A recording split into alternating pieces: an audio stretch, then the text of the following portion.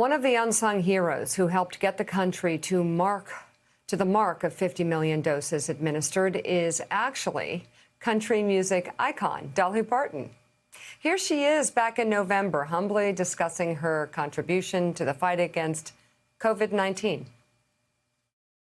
I'm sure you've heard through the grapevine that you're trending this morning online for the Dolly Parton Research Fund's donation toward the COVID vaccine. So in the midst of all of this craziness that we're living, your dollars really are making a difference. Yeah, that's what I understand this morning. I haven't read up enough. They told me that just before I went on the air, that they may be asking me about that. So I'm just happy that anything I do can help somebody else. And when I donated the money to the COVID fund, I just wanted it to do good. And evidently That's it exactly is. And what let's it's just doing. hope we find a cure real soon.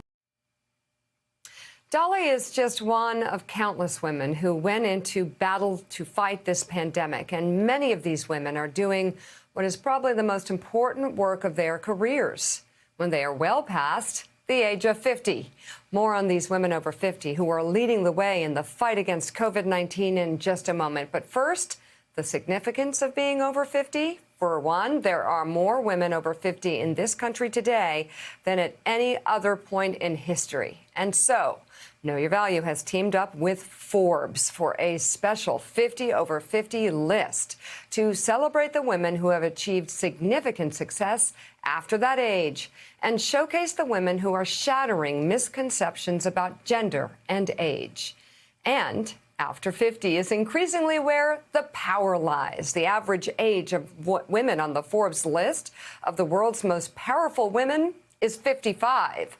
Let's bring in Chief Content Officer of Forbes Media and editor of Forbes, Randall Lane. Also with us for this conversation, Morning Joe producer, Know Your Values, Daniela Pierre Bravo. She's the co-author of Earn It with Me and a contributor to this Forbes list. So Randall and Daniela, let's go through this. Daniela, on the top of the list, a woman who is winning the race to a vaccine with Pfizer. Who is she? Tell us about her.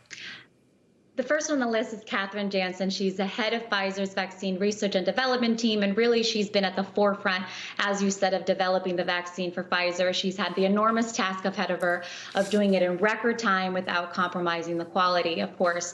Randall, I mean, she's got decades of experience in vaccine development. This isn't her first rodeo. She was pivotal to the vaccine for HPV, and the work she's doing and has been doing on the vaccine front really feels like it meets the moment here for what's at stake. That's right. I mean, 2/3 of teen girls in America now get Gardasil, which prevents against HPV. She was instrumental. Prevnar, which prevents pneumonia.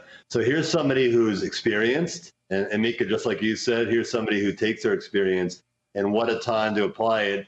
You know, she's an immigrant. She was born behind the Iron Curtain in East Germany. And what she said about this is that you have to follow your gut, and you can't let anybody dissuade you. And again, that's the wisdom of having had decades of experience and being able to apply it at this very critical time. And number two today, Daniela, we just mentioned her. She's one of my favorite singers. The queen and legend, Dolly Parton.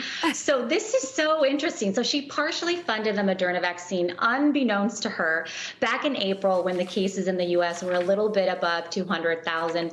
She donated $1 million to the Vanderbilt University Medical Center. She had a physician friend there and really wanted to know, what was being done to study the vaccine. So the $1 million went to the Dolly Parton COVID-19 Research Fund, which was then used as a funding source towards the Moderna vaccine, which has just been incredible. I mean, she did so much to expedite those critical stages of that vaccine development.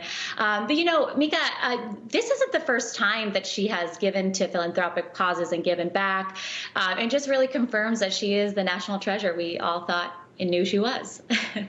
And just what she really is. She gave early. That was the key. And philanthropy can't solve everything. But the fact that she gave $1 million in April, which eventually unlocked $1 billion in vaccine research, that's why she's an extra hero. That's just jumping right in, going with your gut. I'll point out that the first two women we've talked about, Catherine Jansen's in her early 60s, Dolly Parton is 75, and third on the list today, Daniela, just turned 50, and also formed the Black Doctors COVID-19 Consortium. Tell us about her.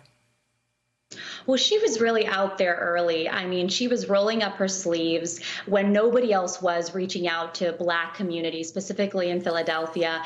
And what started out as sort of this scrappy sort of back of the bus operation with her colleagues, getting the access and knowledge to the communities that needed the most, has been really turned into this full-fledged operation where now you have city officials of Philadelphia coming to her to say, how did you do it? We need your help. Let's collaborate and work together.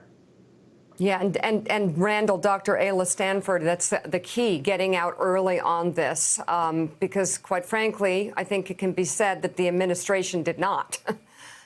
Well, she took matters into her own hands. She just turned 50 actually a couple of weeks ago, and the way Dr. Stanford celebrated this past Saturday was she moved from testing to actually vaccinating. She vaccinated 4,000 people on Saturday, which is more than Philly does on a daily average, and she focused 3/4 on people of color who've been underrepresented in terms of getting the jabs into arms.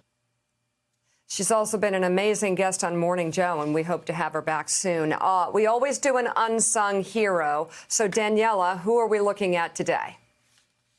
Okay, love this story. It's Catalin Carrico, and she is a senior vice president of BioNTech who oversees the mRNA, which is a single-stranded message molecule that is now used as the basis for both the Moderna and the Pfizer vaccine.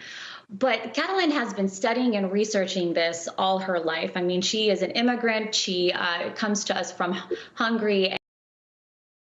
Hey, thanks so much for watching our YouTube channel. You can follow up on today's top stories and breaking news, or catch up on your favorite MSNBC shows all in one place. Download the NBC News app today.